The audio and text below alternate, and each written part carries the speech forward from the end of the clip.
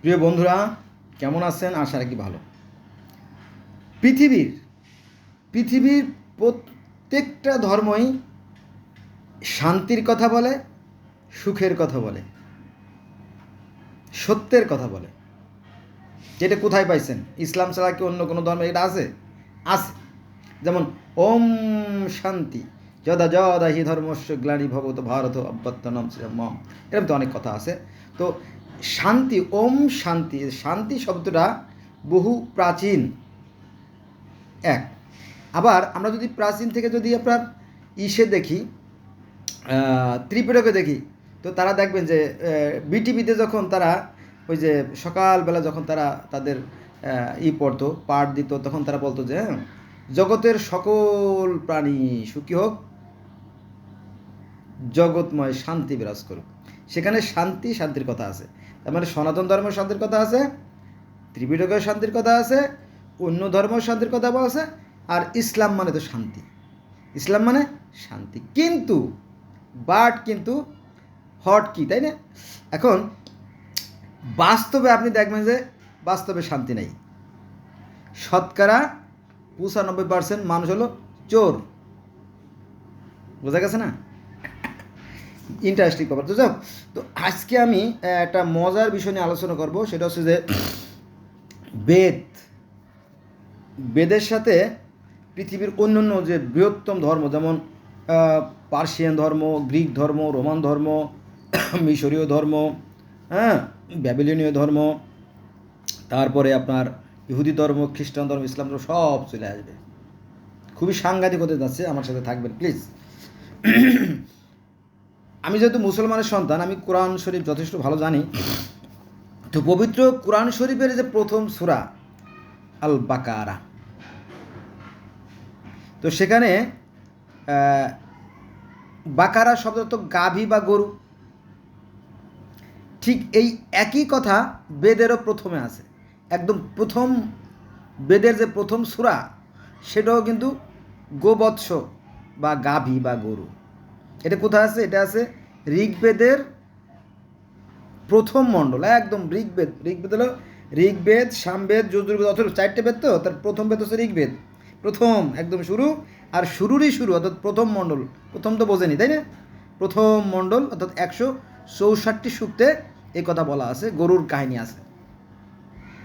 আমাদের ইসলাম ধর্মের যে প্রথম যে মানব আদম আলাইসাল্লাম যখন পৃথিবীতে নেমে আসে, তখন তার সাথে একটা গরু ছিল। আদম ছিল আর একটা গরু ছিল। আপনারা সহি বুখারি, সহি হাদিসগুলো জেনে নিন। গরু, এই গরুর মধ্যে একটা রহস্য রয়ে গেছে। যাও, তো এই গরু ইহুদি ধর্মের গোল্ডেন কাউ, সেখানেও গরু। আবার পার্সিয়ান ধর্মের যে প্রবর্তক প্রতিষ্ঠাতা ছিল, তার লাঠির মাথায় একটা গরুর ছবি থাকতো। তার যে হাতে লাঠি থাকতো, লাঠির মাথায় একটা গরুর প্রতীক থাকতো, গরু। আবার গ্রিক বা রোমান ধর্মের যে দেবতা জিউস, তার যে বাহন, তার যে গাড়ি, তখন তার গাড়ি ছিল না, তার বাহন ছিল গরু। এবং মিশরীয় ধর্ম, আজ থেকে 12,000 বছর আগের যে মিশরীয় ধর্ম, সেই ধর্মের যে ঈশ্বর, তিনি ওই ওই গরুর পিঠে চড়ে স্বর্গে চলে গেছিলেন।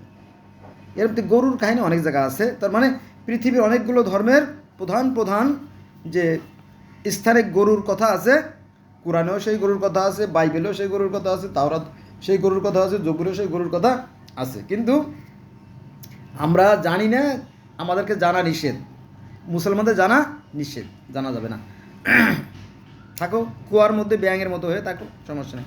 আচ্ছা, তারপরে আছে দুটি পাখি, দুটি পক্ষী একটি বৃক্ষে, একটি পাখি সুস্বাদু পিম্পল ভক্ষণ করলো, আর একটা শুধু অবলোকন করলো। এই যে যে ফল খাওয়ার যে ঘটনা, এটা সূরা আল বাকারার 30 নম্বর আয়াতের আশেপাশে আছে। আদমকে সৃষ্টি করা হলো, পরে জান্নাতে রাখা হলো, এই নিষিদ্ধ গাছের ফল খাইতে না করা হলো, কিন্তু তারা ফল খাইলো। সেই কাহিনী আবার কোরআনেও যেমন আছে, বেদেও আছে। এটা আছে কোথায়? এটা আছে ঋগ্বেদের প্রথম মণ্ডলের 164টি সূক্তেই আছে, অর্থাৎ ওই গরুর পাশাপাশি আছে। আচ্ছা, তারপরে গন্ধম খাওয়ার যে ঘটনা, এটা কোরআনে যেমন আছে, অন্য অন্য ধর্ম আছে, যেমন তাওরাত, জব্বুর, ইনজিল, বাইবেল, এখানে তো আছেই, বেদেও আছে। যে শালা কয় কি, তাই না? হ্যাঁ, অবাক লাগাতে পারে, শোন আমি বলে দিচ্ছি আর কি। এটা আছে মনু শতরূপা আছে, জানেন? মনু শতরূপা, আদম হাওয়াকে মনু শতর বলা হয়। আবার জমজমি আছে, মানে জমি যে নারী, সে জমকে বলছিল আসলে আমরা মিলিত হই, এটা আমাদের পিতা গন্ধব্যর ইচ্ছা। তখন বলো যে না, এই কাজে তো আগে অভ্যস্ত ছিলাম না, যদি আমরা দোষী সাব্যস্ত হয়ে যাই তাহলে তো আমরা ধ্বংস হয়ে যাব। হ্যাঁ, এটা বলছিল কি জম। এ কথা আলোচনা আছে, এটা আছে আপনার ঋগ্বেদের নবম মণ্ডলের দশম সূক্তে, ঋগ্বেদের নবম মণ্ডলের দশম সূক্তে। আর আমাদের পবিত্র কোরআনেও এই কাহিনী আছে যে এখানে নারী যে, অর্থাৎ জমি যে, সে জমকে প্রলোভন দিচ্ছিল। আর আমাদের কোরআনে আছে এই একই কাহিনী যে নারী যে, অর্থাৎ হাওয়া যে, সে ওই যে গন্ধব গাছের ফল আইনে ছিঁড়ে আইনে শরবত বানাইয়া আদমের কয় খাও সোনা পাখি খাও, তো খাইয়ে সর্বনাশ করে ফেলাইছে। নইলে আমরা এখন জান্নাতে থাকতাম, হুরদের সাথে গল্প করতে পারতাম। আজকে বন্ধের দিন ছিল। যাক, এই হলো বিষয়। তো এই যে গন্ধব খাওয়ার যে কাহিনী, এটা কোরআনেও যেমন আছে, সেই বহু প্রাচীন ধর্ম বেদেও আছে। ওই যে ঋগ্বেদের নবমণ্ডল দশম সূক্ত আমি তো বলে দিলাম, তাই না? খালি সার্চ দেবেন, কুটুস করে বেরিয়ে যাবে। কারণ গোটা বেদ, গোটা কোরআন, গোটা তাওরাত, জব্বুর, জেন্দাবেস্তা, আবেস্তা সব পড়ে পড়ে আমি নোট করে রাখছি আপনাদের জন্য, যাতে আমার ভাইদের মধ্যে একটু কি সান্ত্বনা ফিরে আসে, ধর্ম নিয়ে বাড়াবাড়ি না করে। ধর্ম একটাই, সত্য সুন্দর কল্যাণের পথই ধর্ম, আর বাকিরা সব অধর্ম। আচ্ছা, সৃষ্টির পূর্বে কী অবস্থা ছিল? কোরআনে আছে কিছুই ছিল না, শুধুমাত্র কে ছিল? ঈশ্বর ছিল, আল্লাহ ছিল। তো এই একই কথা বেদেও আছে, সেখানে যা নেই তাও ছিল না, যা নেই তাও ছিল না, কিছুই ছিল না। মানে হুবহু বেদের থেকে আমি অনুকরণ করে করতেছি। এটা আছে ঋগ্বেদের নবম মণ্ডলের 129 সূক্তি, মানে 129, দ্যাটস মিন 129 সূক্ত। বোঝা গেছে? তো I think there is no difference, same to same in holy Veda and holy Quran. আর তাওরাত, জব্বুর, ইনজিল, বাইবেল তো বললাম, ওদের সাথে মিল আছে, জেন্দাবেস্তার সাথে মিল আছে, সেখানে জানা গেলে ভিডিও অনেক লম্বা হয়ে যাবে। আচ্ছা, এই যে সৃষ্টিকর্তা রূপ সম্বন্ধে বেদে কিন্তু আলোচনা করা আছে। এখানে বলা হয়েছে এ যে জ্যোতি, এরই নাম কেশি। এটা আছে ঋগ্বেদের নবম মণ্ডলের 136 সূক্তে। তারপরে 6 দিনের যে সৃষ্টি, যেমন আপনার জেনেসিসের প্রথম একে আপনার এই ঘটনাগুলো আছে। কোরআনেও 6 দিনের সৃষ্টি বর্ণনা করা আছে, তাও রাজ্যগুলি সব জায়গায় আছে, বেদেও সেই 6 দিনের কথা বলা আছে। যেমন শুরু করি যান 6 দিনের কথা। প্রথম, প্রজ্বলিত তপস্যা থেকে ঋতু অর্থাৎ যজ্ঞ এবং সত্য জন্ম করল। দ্বিতীয়ত, পরে রাত্রি জন্মিল, পরে জলপূর্ণ সমুদ্র জন্মিল। দ্বিতীয় দিন, তৃতীয় হচ্ছে জলপূর্ণ সমুদ্র হতে সংবৎসর জন্মালেন। চতুর্থ দিনে তিনি রাত্রি ও দিন সৃষ্টি করলেন, সকল লোকে তাকে দেখেছেন। এবং পঞ্চম দিনের সৃষ্টিকর্তা যথাসময়ে সূর্য ও চন্দ্র সৃষ্টি করলেন এবং স্বর্গ ও মর্ত পৃথিবী সৃষ্টি করলেন। এখানে একটা ভালো বিষয় আছে, এটা মানে অন্য যে বড়গুলো তো আগে দরকার, সে বড়গুলো করেছে, তারপরে পৃথিবীটা ছোট পরে কিন্তু করছে, এটা বেশ ভালো ছন্দ আছে। দেন পঞ্চম দিনে সৃষ্টিকর্তা যথাসময়ে সূর্য ও চন্দ্রকে সৃষ্টি করলেন এবং স্বর্গ ও পৃথিবী সৃষ্টি করলেন। আচ্ছা, তারপরে ষষ্ঠ দিনে আকাশ সৃষ্টি করলেন। এটা আছে ঋগ্বেদের নবম মণ্ডলের 190 সূক্তে। আর কোরআন শরীফতে আছে, যদি আপনাদের জানার ইচ্ছা থাকে আমি বললে আমি আপনাদের কোরআন থেকে ওই ইগুলো দিয়ে দেবো, কারণ পুরো কোরআন ওর ভিতরে আছে। এবার আসেন সৃষ্টিকর্তা রূপ, জ্যোতি ও তেজ রূপ ভগবান মিলে গেছে। তাহলে এখানে সৃষ্টিকর্তার রূপ যে জ্যোতিরূপ এবং তেজরূপ, এটা যেমন আছে বেদে, তো আমাদের পবিত্র কোরআন শরীফে সূরা আনামের 103 নম্বর আয়াত। কোথায়? আপনারা গুগলে যাবেন, গুগলে যে আপনার সূরা আনাম আয়াত নম্বর 103 সার্চ দেবেন, দেখবেন আল্লাহর রূপ চলে আসবে। তারপরে আপনারা সূরা নূর আয়াত নম্বর 35, সূরা নূর আয়াত নম্বর 35 দেখবেন যে আল্লাহর রূপ জ্যোতিময়, নূরময়, সেটা চলে আসবে। তাহলে আর এখানে যে আল্লাহর জ্যোতি ও তেজরূপ, এটা আসবে কোথায়? যজুর্বেদের প্রথম কাণ্ডের প্রথম প্রপাঠকের 9:25। তাহলে কি পার্থক্য আছে? কোনো পার্থক্য নাই। কিন্তু এটা এটা ধোঁকাবাজি, কিছু লোক ধোঁকাবাজি করে, ব্যবসা করে আর কি, ধর্মের ব্যবসা।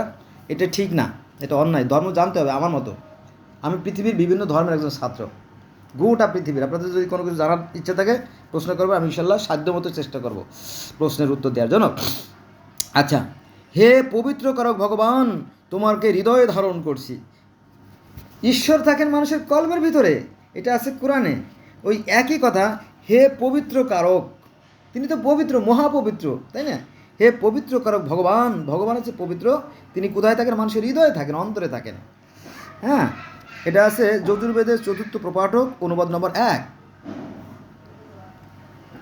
নারদ মুনি একবার মন্দাকিনী নদীর তীরে বসে ধ্যান সাধনা করতেছিলেন। ধ্যান করতে করতে করতে করতে করতে হঠাৎ করে ঈশ্বরের আবির্ভাব ঘটল। তখন তিনি চমকে গেলেন, হে ভগবান, হে ঈশ্বর, হে নারায়ণ, হে গোবিন্দ, হে হরি, তুমি কোথায় থাকো গো? তখন বলল, আমার যেখানে গুণগান হয় আমি সেখানে প্রকাশিত হই। বোঝা গেছে? ওই একই কথা, যে মিতের মা সেই মা হিসাব। হ্যাঁ, প্রত্যেকটা ধর্মই সত্য সুন্দর কথা বলে, কিন্তু কিছু ধর্ম ব্যবসায়ীরা আছে যারা মানুষের মধ্যে বিভ্রান্তি ছড়ায়, খুনোখুনি বাধায়। আর এই ধর্ম নিয়ে পৃথিবীতে সবচেয়ে বেশি কি রক্তপাত হয়ে গেছে। কিন্তু আমি রক্তপাতের পক্ষে নই। আমি বলবো ন্যায়ের কাজ করেন আর অন্যায় ছেড়ে দেন, এটা আর কি। আচ্ছা, চলেন আমরা কাজে যাই। তাহলে আমরা দেখলাম যে হে পবিত্রকর ভগবান, এটা যেমন আছে কোরআনে, তেমন বেদেও আছে। এটা আছে যজুর্বেদের 4th প্রপাঠকের অনুবাদ নম্বর 1। এবার আসেন, হে প্রাণ বাউরূপ ভগবান, প্রাণ বাউরূপ ভগবান, এটা আছে যজুর্বেদের 3য় প্রপাঠকের 2-7। আবার বলি, যেহেতু প্রাণ আমাদের সবচেয়ে মূল্যবান জিনিস, হে প্রাণ বাউরূপ, হে আত্মারূপ ভগবান, এটা আছে যজুর্বেদের 3য় প্রপাঠকের 2-7। তাহলে আত্মা হচ্ছে কি? তিনি হচ্ছে পরমাত্মা, ঈশ্বর তো পরমাত্মা, তাই না? ঈশ্বর পরমাত্মা, আর সেখান থেকে আমাদের মধ্যে যেটা খণ্ডিত হয়ে ঢুকে সেটা হচ্ছে আত্মা। যেমন সাগর হচ্ছে কি পানির প্রধান উৎস, আর সেখান থেকে বাষ্প, সেখান থেকে, তাই না, যে পানিগুলো আসে, নদী, নালা, খাল, বিল, হাওড়, বাওড়, জলাশয়, পুকুর, ডোবা, টিউবওয়েল, হ্যাঁ, তারপরে আপনার যে নলকূপ, হ্যাঁ, হাঁড়ি, কলস, জগ, গ্লাসে যে পানি থাকে, এগুলো মূলত ওই সাগরেরই পানি। তো এই যে বিভিন্ন প্রাণীর মধ্যে যে প্রাণরূপ যে আত্মা, এটা মূলত সেই ঈশ্বরেরই কি খণ্ড অংশ। এটা যেমন কোরআনেও বলে, আমাদের কোরআনে, পবিত্র কোরআনে বলা হয়েছে যে আদমকে যখন সৃষ্টি করা হলো, আদমকে সৃষ্টি করার পরে সে তো মাটির মূর্তি, তাই না, মূর্তি। তো ফেরেশতাকে বললো যে আমি যখন ওকে সুঠাম করব, আমি যখন মজবুত করবো, তখন তুমি সেজদা করো। এই মূর্তিকে সিজদার কথাও আছে। তারপরে যখন সেই আদমের ভিতরে আল্লাহ পাক তার রুহু, অর্থাৎ আমি আমার রুহু ফুঁকে দিলাম, তখন সে কি সচল হয়ে গেল, তাই না? আবার যখন এই রুহুটা বের হয়ে যায়, তখন আবার কি এই মানবদেহ নিষ্ক্রিয় হয়ে যায়। তো সেই কথা কোরআনেও যেমন আছে, বেদেও তেমন আছে। আমি জানি যে অনেক হিন্দু ভাইরাও জানে না, কারণ বেদ তো খুঁজে পাওয়া যায় না। আপনি তাঁতি বাজার, বাংলা বাজার, নীলক্ষেত, বেদই খুঁজে পাবেন না। হ্যাঁ, আমার মনে হয় হাজারে কেন লাখে হয়তো একজন পড়তে পারে বেদ, কিন্তু জানে, তার ধর্ম সম্বন্ধে জানে না। যাই হোক, এটা অহংকার করতেছি না, যা সত্য তাই বলতেছি আর কি। তাহলে আমরা দেখলাম যে হে প্রাণ বারু পাত্তা, এটা যেমন আছে বেদে, কোরআনও সেই একই কাহিনী আছে। এবার আসবো আমরা most important part of our life, সেটা হচ্ছে নামাজ, প্রেয়ার। আমরা মুসলমানরা যেমন 5 ওয়াক্ত নামাজ পড়ি, হিন্দুরাও হিন্দুরাও তো নামাজ পড়ে, যজ্ঞ, মূর্তি পূজা না, কিন্তু ওরা যে যজ্ঞ করে এই কথাটা আমাদের আলেম ভাইরা বলে না, বললে তার ব্যবসায় ভাটা পড়তে পারে। তো হিন্দু ধর্মে মহাযজ্ঞ, পঞ্চ মানে 5, যজ্ঞ মানে নামাজ বা প্রার্থনা, আরাধনা। হ্যাঁ, এটা 5 বার প্রার্থনার কথা বলা আছে। এটা আছে আপনার যজুর্বেদের 7ম প্রপাঠকের 837 পৃষ্ঠা বেদের, ঠিক আছে? তো এই 5 ওয়াক্ত নামাজের কথা পারস্য ধর্মে আছে, অর্থাৎ পার্সিয়ান ধর্ম, বাকে বলে জরথ্রুস ধর্ম, সেখানেও 5 ওয়াক্ত নামাজের কথা বলা আছে।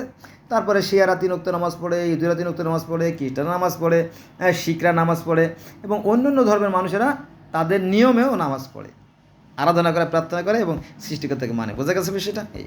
আর আমরা মুসলমানরা তো 5 ওয়াক্ত নামাজ পড়ি। তো 5 ওয়াক্ত নিয়ে অনেক মতভেদ আছে কোরআনে, 5 ওয়াক্ত নাই বা আছে, এই নিয়ে অনেক দ্বন্দ্ব আছে। যাক, সেখানে আমি যাব না আজকে। তাহলে আমরা নামাজ কোথায় আছে? সনাতন ধর্মে আছে, কিন্তু এই কথাগুলো আমাদের আলেমরা বলে না, বললে পরে লস। এবং পৃথিবীর প্রথম লিখিত যে গ্রন্থ, সেই ব্যাবিলনের যে গিলগামেশের মহাকাব্য, সেখানে সেই গিলগামেশেরও 5টা প্রার্থনার কথা বলা আছে, 5টা স্বপ্নে তিনি দেখেছিলেন। বোঝা গেছে বিষয়টা? এই কথাগুলো যে কীভাবে বাতাসে ভেসে ভেসে ভেসে ভেসে সারা পৃথিবীময় চলাই গেছে, এটা সৃষ্টিকর্তাই ভালো জানে। চলেন আমরা অন্য আঙতে যাই। তো প্রার্থনা কেমন হবে? আমাদের যারা হিন্দু ভাই তারা যদি পারেন উত্তর দিন। প্রার্থনার কথা কীভাবে বলা হয়েছে দেখেন, একদম হুবহু বেদ থেকে আমি বলতেছি। হে অন্নের উৎপাদক পরমেশ্বর, হে অন্নের উৎপাদক মানে খাদ্যের উৎপাদক, যা আমাদের জীবন রক্ষা করে এবং আমাদেরকে কি শক্তিবর্ধন করে, কি খাদ্য, সে কথা বলা হয়েছে। হে অন্নের উৎপাদক পরমেশ্বর, হে পৃথিবীর অধিপতি। It is not a simple matter ও সিম্পল ওয়ার্ড। হে বিশ্ব ব্রহ্মাণ্ডের পরিচালক, হে পৃথিবীর অধিপতি। দেখছেন প্রার্থনা কাকে বলে? এভাবে একই হে ঈশ্বর, তুমি দেবতাদের মাধ্যমে আমাদেরকে পাঠাও। কি পাঠাও? ধন পাঠাও, জ্ঞান পাঠাও, পুত্র সন্তান পাঠাও, গাভী পাঠাও, সব কিছু দাও আমাদের যা প্রয়োজন। এটা কোথায় আছে জানেন? এটা আছে যজুর্বেদের 7ম প্রপাঠকের, বেদের 837 নম্বর পৃষ্ঠায়। তো আমরাও তো এভাবে বলি, হে ঈশ্বর, হে আল্লাহ, তুমি আমার ছেলেটার মেধাকে বাড়িয়ে দাও, তুমি আমার ছেলেটাকে জানি পরীক্ষায়, ইন্টারমিডিয়েট পরীক্ষায় জানি ভালো রেজাল্ট করে, বিএ এমএতে ভালো রেজাল্ট করে, তাই না? আমার সুনাম জানি চারিদিকে ছড়িয়ে পড়ে, আমার কষ্ট জানি সার্থক হয়। আমরা এভাবে তো করি, দোয়া করি নাকি? হে আল্লাহ, তুমি আমাকে কুদ্দুস ব্যাপারীকে জান্নাতবাসী করে দিও, তাই না? যদিও সে সারা জীবন মানুষের পুটকি মারছে, তার গুনাহ খাতা তুমি মাফ করে দিও। কারণ ওই যে হুজুর 500 টাকা পাবে তো, সারা জীবন কিন্তু আকাম করছে, সেটা বলছে হে আল্লাহ, সারা জীবন সে আকাম করছে, আমরা জানি তুমি, তার পক্ষ থেকে আমি 500 টাকা ঘুষ নিয়েছি, তোমার কাছে প্রার্থনা করলাম, তুমি মাফ করে দিও। কিন্তু কোরআনে তা বলে নাই। কোরআনে বলছে যে যদি কেউ যারা পরিমাণ ভালো কাজ করে তার প্রতিদিন তাকে দেবো, এবং যারা পরিমাণ মন্দ কাজ করে তার প্রতিদিন তাকে আমি দেবো। এটা আল্লাহর কথা। কিন্তু হুজুর বলতেছে কি যে হে আল্লাহ, কুদ্দুস ব্যাপারের সমস্ত পাপ তুমি ক্ষমা করে দিও। ওই যে 500 টাকা দিয়ে গেছে, ভণ্ডামি এগুলো, বুঝছেন? যেমন কর্ম করবেন তেমন ফল পাবেন। এটা পৃথিবীর প্রত্যেকটা ধর্ম হলো, 4300 ধর্ম সবাই একই কথা বলে। আচ্ছা, এবার আসেন সৃষ্টির পূর্বের ঘটনা। সৃষ্টির পূর্বে মানে সৃষ্টির পূর্বে সব কিছু সৃষ্টির পূর্বে প্রজাপতি অর্থাৎ ঈশ্বর আল্লাহ একাই ছিলেন। তারপরে তিনি কামনা করলেন যে আমি সৃষ্টি করব, বা এক থেকে একাধিক হব, বা শত হব। তিনি করলেন শরীর থেকে বপা উদ্ধৃত করে অগ্নিতে নিক্ষেপ করলেন। তা থেকে সিংহরহিত অজ উৎপন্ন হলো। তাতে তার অনুরূপ দেবতাকে, তার অনুরূপ মানে কি, তার মতো অনুরূপ দেবতাকে অর্পণ করে তিনি প্রজা ও পশু লাভ করেন। এটা আছে যজুর্বেদের 2য় গ্রন্থের প্রথম। এই কথা কোরআনে আছে। পালাইয়া যাইবা কুই মনু, এ কথা কোরআনে আছে। ঈশ্বর আছে জ্যোতিময়, তিনি তার নূর দ্বারা, তিনি তার জ্যোতি দ্বারা ফেরেশতা সৃষ্টি করলেন। আজরাইল, জিব্রাইল, ইসরাফিল, মিকাইল, কেরামিন, কাতেমিন, মুনকার, নাকির, মালেক, রেদওয়ান, এই সমস্ত ফেরেশতারা কিসে তৈরি? নূরের তৈরি। এখানেও সেই কথা বলা হয়েছে যে সৃষ্টির পূর্বে প্রজাপতি একাই ছিলেন, কিছুই ছিল না। তিনি কামনা করলেন, শরীর থেকে ববা উদ্ধৃত করে অগ্নিতে নিক্ষেপ করলেন। তা থেকে শৃঙ্খলিত অজ উৎপন্ন হলো। তার অনুরূপ অর্থাৎ ঈশ্বর জ্যোতিময়, আর এই ফেরেশতারাও কি জ্যোতিময়। সেই কথা এখানে চলে আসছে। So I shall request to my friend, please let go from today, we shall never call for the religion. আমি আমার বন্ধুর কাছ থেকে অনুরোধ করব, চলেন আমরা ধর্ম নিয়ে বাড়াবাড়ি করবো না, তবে আমরা ভালো কাজ করব, আমরা পরকালে জান্নাতে যাব, ঠিক আছে? আর আকাম করব তো ধরা পড়ে যাব, ঠিক আছে? আচ্ছা, স্বর্গে একটা যুদ্ধ হয়েছিল, এটা পৃথিবীর শত শত হাজার হাজার ধর্মে আছে। আমাদের ইসলাম ধর্মে আছে যে ইবলিসের সাথে অন্যান্য ফেরেশতাদের একটা দ্বন্দ্ব, আল্লাহর সাথে আজরাইলের যে দ্বন্দ্ব, এবং আজরাইলের সাথে আদম হওয়ার যে একটা সংঘাত হয় এবং তাদেরকে পৃথিবীতে ফেলে দেয়, এরপর একটা কাহিনী আছে। এই একই কাহিনী বেদেও আছে। স্বর্গে যুদ্ধে দেবতা ও অসুরদের মধ্যে দ্বন্দ্ব, খেয়াল আছে? স্বর্গে একটা যুদ্ধ হয়, কারণ দীর্ঘদিন দেবতারা স্বর্গে অবস্থান করতে করতে তারা অলস কুড়ি হয়ে যায়। তো সেই সুযোগে অসুরেরা স্বর্গ আক্রমণ করে বসে। এই নিয়ে বিরাট কাহিনী, যা দিয়ে আপনার 100টা ভিডিও করা যায়, সেখানে আজকে যাব না। আপনারা আমার সাথে থাকুন, আমি আপনাদেরকে আস্তে আস্তে এগুলো জানাবো আর কি। যেহেতু এই কোরআন, বেদ, ত্রিপিটক, হ্যাঁ, বাইবেল, তারপরে গ্রিক, রোমান, হ্যাঁ, এরপরে পারস্য ধর্মগুলো তো ইম্পর্ট্যান্ট, এর প্রধান যে গ্রন্থ, তার থেকে আপনাদের কাছে কথা বলতেছি। আমার সাথে থাকবেন, ভালো লাগবে, আমি ওগুলো পরবর্তীতে আলোচনা করব। তাহলে এই যে স্বর্গে যে যুদ্ধ হয়েছিল, এই কাহিনী তাওরাত, জব্বুর, ইনজিল, বাইবেল, কুরআন সব জায়গায় আছে। এটা আছে যজুর্বেদের 2য় কাণ্ডর 1ম প্রপাঠক আর বেদের পৃষ্ঠা নম্বর 848-এ এই স্বর্গের যুদ্ধের কাহিনী। এগুলো নিয়ে আলাদা গ্রন্থ আছে। ঈশ্বরের অবতার রহস্য যে গ্রন্থ আছে, ঈশ্বরের অবতার রহস্য, সেখানে বিস্তারিত বর্ণনা আছে। এগুলো বেদে বিস্তারিত বর্ণনা নাই, যেমন আমাদের কোরআনে বিস্তারিত বর্ণনা নাই, হাদিসে বিস্তারিত বর্ণনা আছে, সেম হিন্দু ধর্ম তাই আছে। কিন্তু বোকা লোকে ধোকা খায়, তারা জানে না। কিন্তু আমি বোকাদের দলের নই। আমি পৃথিবীর প্রত্যেকটা মানুষকে সমান দৃষ্টি দেখি এবং প্রত্যেকটা ধর্মকে আমি সমান দৃষ্টি দেখি, কারণ প্রত্যেকটা ধর্মই ন্যায়, সত্য, সুন্দর কথা বলে। আচ্ছা, এবার আসেন, পরমেশ্বর সপ্তলোক ব্যাপে আছেন, অর্থাৎ তিনি 7 আসমান জমিন জুড়েই তিনি আছেন, অর্থাৎ তিনি সর্বোচ্চ বিরাজমান, যেটা কোরআনেও আছে। একই কথা। তাহলে বেদে কোথায় আছে? বেদে আছে অথর্ববেদের 1ম অনুবাকের 854 নম্বর পৃষ্ঠায়। এবার আসেন, হে ভগবান, তোমার জ্যোতিরূপের, আবার সেই ভগবানের রূপের কথা বলা আছে। হে ভগবান, তোমার জ্যোতিরূপের প্রতি নমস্কার, সর্বোচ্চ বিরাজমান তুমি, সর্বব্যাপী তুমি। কোরআনে একই কথা বলা আছে, একদম একই কথা। আল্লাহ আল জাহের আল বাতেন, আল জাহের আল বাতেন আরবি শব্দ। তিনি প্রকাশ্য আছেন, তিনি গোপনে আছেন, কোরআনে আছে। কিন্তু এইগুলো আমাদেরকে শেখানো হয় না, জানানো হয় না, ধোকা দেওয়া হয় আর কি। যাক, এটা আছে যে আল্লাহ সর্বোচ্চ বিরাজমান, এটা আছে আপনার, এবং তিনি জ্যোতিময়, এটা আছে অথর্ববেদের 3য় অনুবাকে। আপনারা সার্চ দিয়ে, গুগলে সার্চ দিয়ে পেয়ে যাবেন। আমি ধন্যবাদ জানাই মোবাইল, ধন্যবাদ জানাই ল্যাপটপ, কম্পিউটারকে, যারা এগুলো আবিষ্কার করছে। আমার মনে হয় এটা একটা আল্লাহ পাকের শ্রেষ্ঠ নিয়ামত, এই মোবাইল। নাইলে আমি আবুল বাশার, আমি এই কথাগুলো বলতে পারতাম না, আমার মনের কথাগুলো। কারণ আমি 21 টিভি, এটিএন, তারপরে আপনার প্রেস ক্লাবে বিভিন্ন সময় গেছি আমার কিছু অভিযোগ নিয়েও, কিন্তু তারা মূল্যায়ন করে না। বলে কি যে আপনার ভেন্যু ভাড়া করতে হবে 20,000 টাকা দিয়ে, 20,000 টাকা দিয়ে, তারপরে সাংবাদিকে খাবার দিতে হবে 50,000, তারপরে আপনার সবার প্যাকেট দিতে হবে, তাতে আপনার 1 লাখ, 2 লাখ, 3 লাখ, 5 লাখ টাকা খরচ হবে, নইলে আপনি কথা বলতে পারবেন না। এখন আল্লাহ আমার একটা চ্যানেল বানানোর তৌফিক দিয়েছে, মনের কথাগুলো বলতে পারতেছি, এজন্য মোবাইলকে ধন্যবাদ। আর মোবাইল যিনি সৃষ্টি করেছেন, সেই সৃষ্টিকর্তা, তাকেও ধন্যবাদ। আচ্ছা, পরমেশ্বর সপ্তলোক ব্যাপে আসেন, এটা বলছি। আচ্ছা, হে ভগবান, তোমার জ্যোতির নমস্কার, এটাও বলছি। স্বর্গে বলবান, স্বর্গে বলবানকে শুল্ক দিতে হয় না, সবার প্রতি তিনি সমভাবাপন্ন।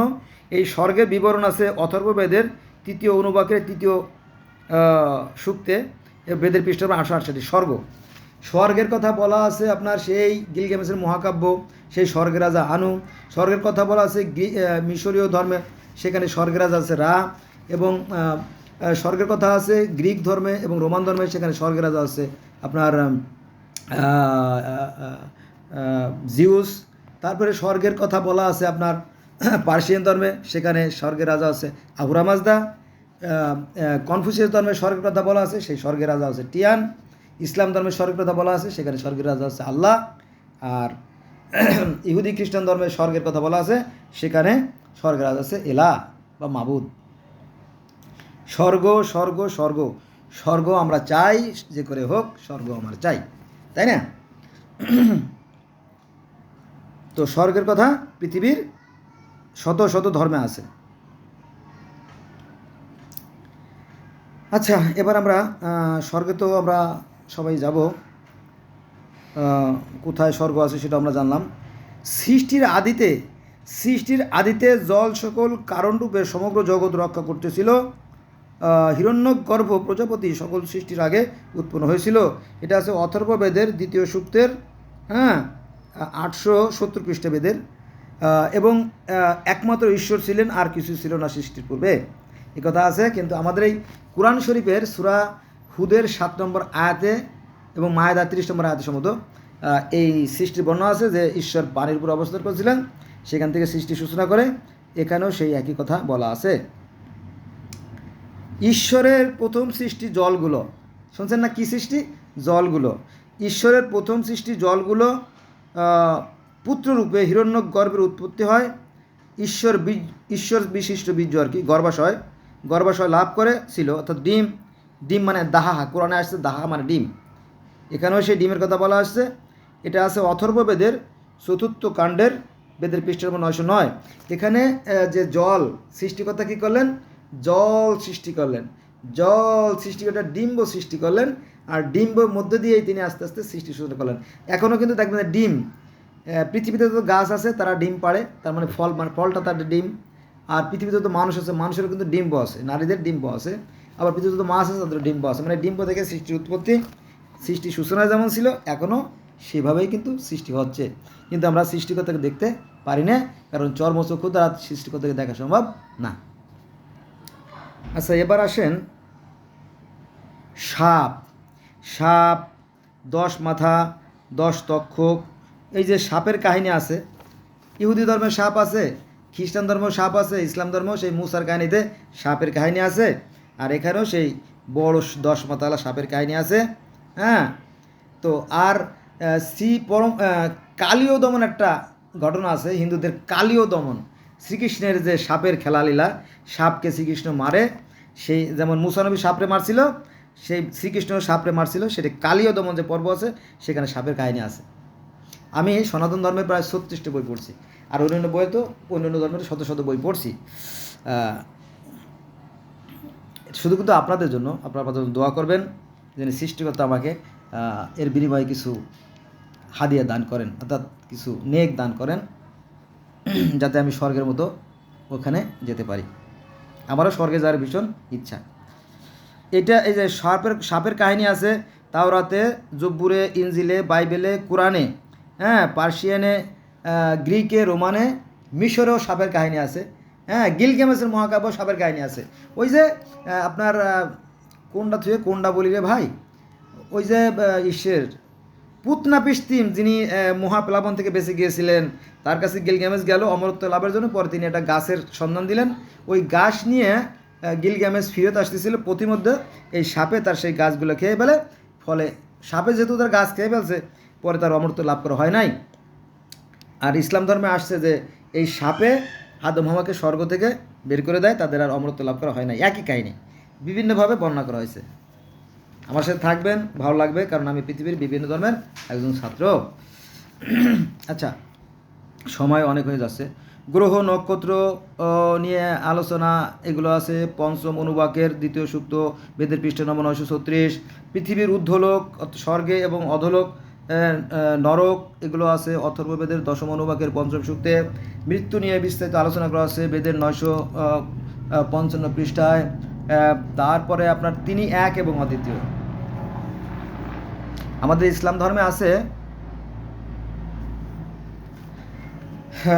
ইসলাম ধর্মে আছে, সৃষ্টিকর্তা এক এবং অদ্বিতীয়, লা ইলাহা ইল্লাল্লাহ। তো এখানেও সেই একই কথা বলা আছে, তিনি এক এবং অদ্বিতীয়। এটা আছে আপনার অথর্ববেদের 2য় অনুবাকের 4th সূক্ত, বেদের পৃষ্ঠা নম্বর 959। তিনি এক এবং অদ্বিতীয়, নিজ থেকে তিনি সব কিছু সৃষ্টি করেছেন, অগ্নি থেকে তিনি 10 সংখ্যক দেবতার উৎপত্তি। এই যে 10 সংখ্যক দেবতা, এটা কিন্তু বিস্তারিত আপনি বেদে পাবেন না, এটা আপনার ঈশ্বরের 10 অবতার, সেখানে গেলে এই বিস্তারিত জানা যাবে, এটা আমি জানছি। আচ্ছা, তারপরে পুণ্যকর্মে স্বর্গ, পাপ কর্মে নরক। এটা আছে অথর্ববেদের অনুবাক নম্বর 6ষ্ঠ সূক্ত, বেদের পৃষ্ঠা নম্বর 961-তে।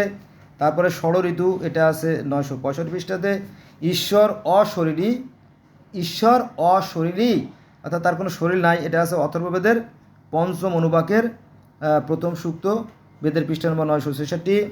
তারপরে আত্মা, ঈশ্বরের আত্মা এবং পরমাত্মা নিয়ে বিস্তারিত আলোচনা করা আছে অথর্ববেদের পঞ্চম অনুবাকের প্রথম সূক্ত। কোরআনেও আত্মা সম্পর্কে বিস্তারিত আছে। তারপরে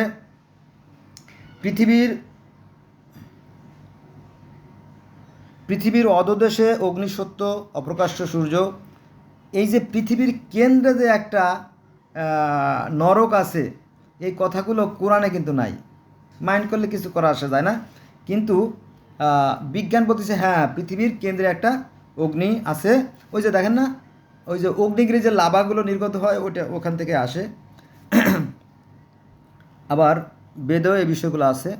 এটা আছে অথর্ববেদের তৃতীয় অনুবাকের 981 পৃষ্ঠায়। খুবই সাংঘাতিক ব্যাপার, মানে বিজ্ঞানের সাথে কিন্তু বেদ মিলে যাচ্ছে। হ্যাঁ, এখানে যা সত্য আমাকে বলতে হবে, নইলে তো আর, তাই না, আমি কি ভিডিও করলাম। আমি কারো বিপক্ষে বলতেছি না, কোরআনের বিপক্ষে বলতেছি না, যা সত্য তাই বলতেছি। জগৎ স্রষ্টা প্রজাপতি, এটা আছে আপনার 982 পৃষ্ঠায়।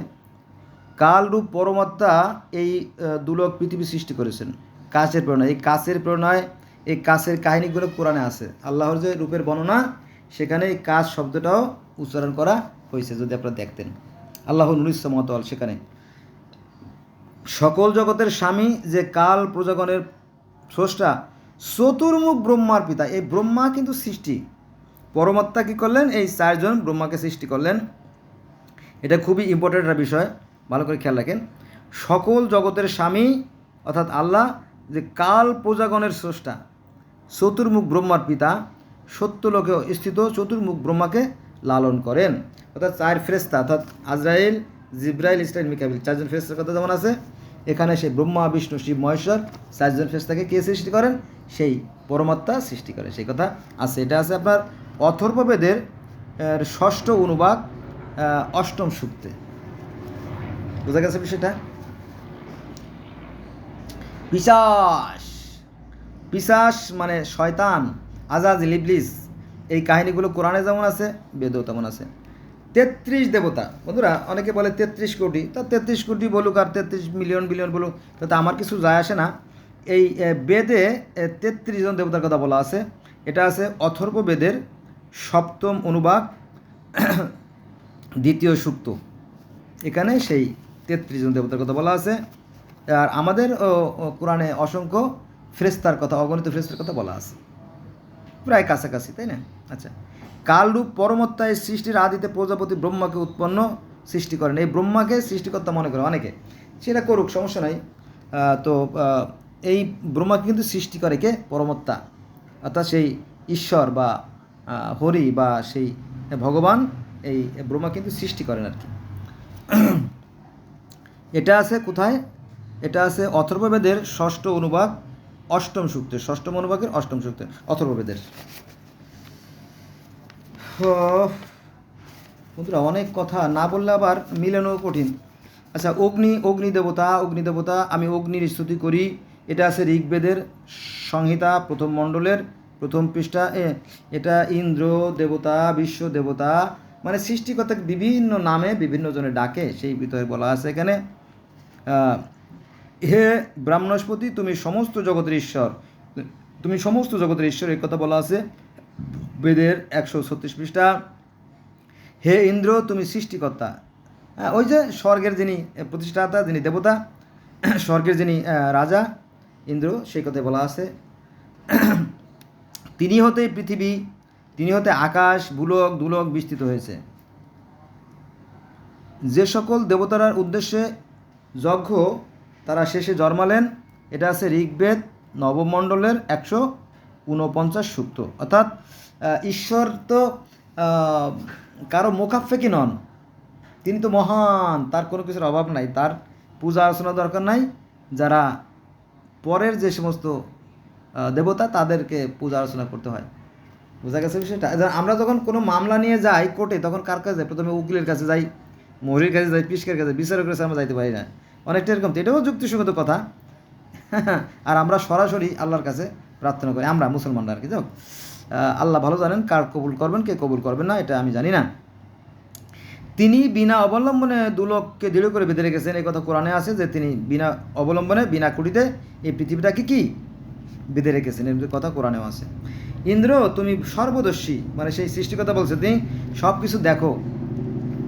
আমরা যারা গরিব মানুষ, আমাদের মধ্যে যারা গরিব মানুষ তারা বলে, তারা তো থানায় যাইতে পারে না, থানায় গেলে তো ওসি সাহেবকে টাকা দিতে হবে, কোর্টে গেলে উকিল মৌরি পিস্কারকে টাকা দিতে হবে। তখন তারা কী করে যে হে আল্লাহ তোমার কাছে নালিশ দিলাম, তোমার কাছে বিচার দিয়ে রাখলাম, তুমি বিচার করো। আল্লাহ বিচার করে, তবে একটু সময় লাগে, উনি আস্তে আস্তে আস্তে আস্তে ধীরে ধীরে বিচার করে। বোঝা গেছে? তো আর তুমি ভুবন সৃষ্টিকারী, ও তুমি সর্বদর্শী, তুমি সর্বদর্শী, এ কথাটা আছে আপনার 566 পৃষ্ঠায়। অর্থাৎ আল্লাহ সব কিছু দেখেন। কোরআনে এই কথাটা আছে যে একটা গাছের পাতাও যদি নড়ে তাহলে আল্লাহ পাক দেখেন, বা জ্বললেও তিনি দেখেন। একটা বালুকণা যদি আপনার খসে যায়, একটা বালুকণা, সেটাও তিনি দেখেন, তার দৃষ্টির অগোচর হয় না। তো সেই কথাই এখানে আসছে যে হে ইন্দ্র তুমি সর্বদর্শী, তুমি সব কিছু দেখো। ওইটা আর কি, মানে একটু ভিন্নভাবে বলা হয়েছে যদিও, কিন্তু বিষয়টা এক। আর তুমি ভুবন সৃষ্টিকারী এবং রোশনি আশ্রিত, তুমি এই ভুবন সৃষ্টি করেছো এবং তুমি জ্যোতিময় বা রোশনি আশ্রিত, সে কথা বলা হয়েছে এখানে। এবার চলে আসেন, এই এই এই বাক্যটার ভুল ব্যাখ্যার কারণে সনাতন ধর্মটা বিভক্ত হয়ে গেছে, ধ্বংস হয়ে গেছে আর কি। ব্রাহ্মণ মুখ থেকে, ক্ষত্রিয় বাহু থেকে, বৈশ্য উরু থেকে, শূদ্র পাদোদয় থেকে উৎপন্ন।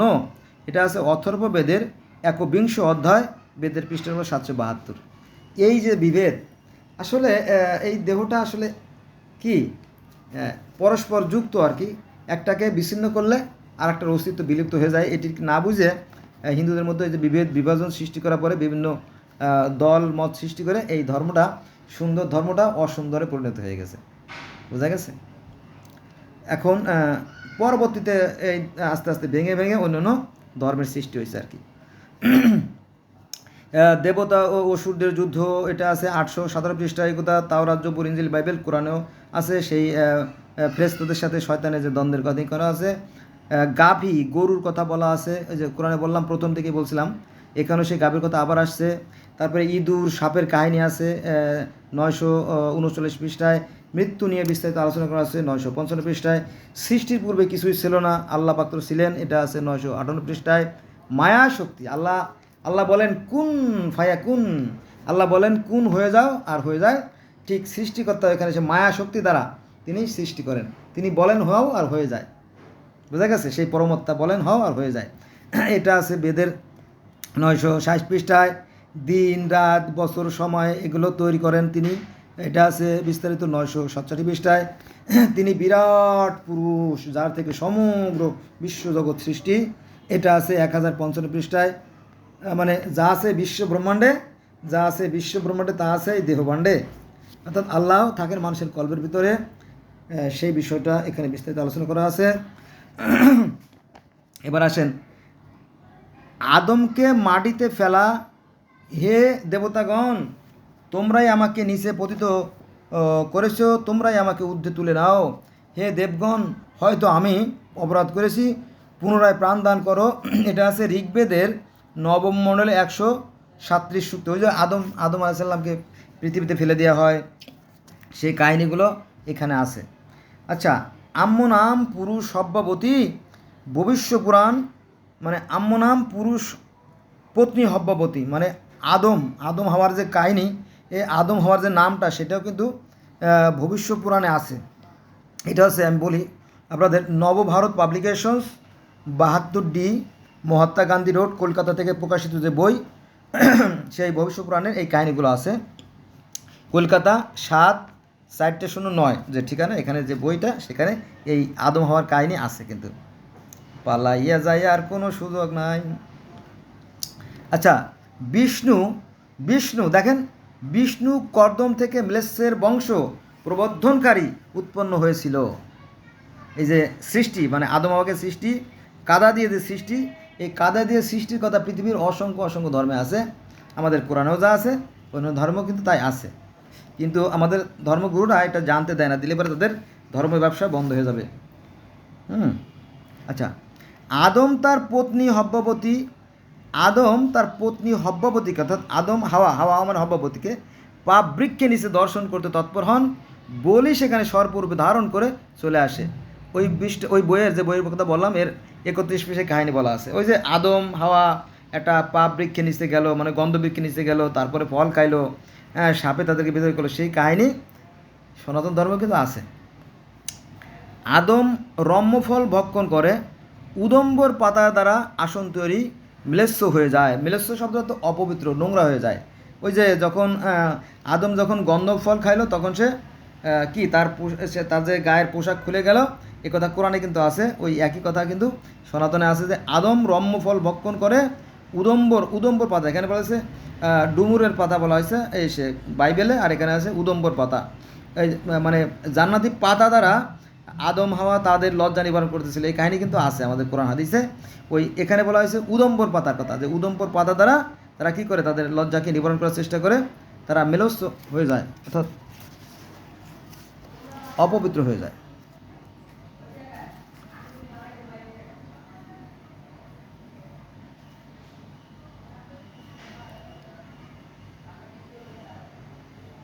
তো বন্ধুরা, আজকে এ পর্যন্তই। আপনারা ভালো থাকবেন, আমার জন্য দোয়া করবেন। আল্লাহ হাফেজ।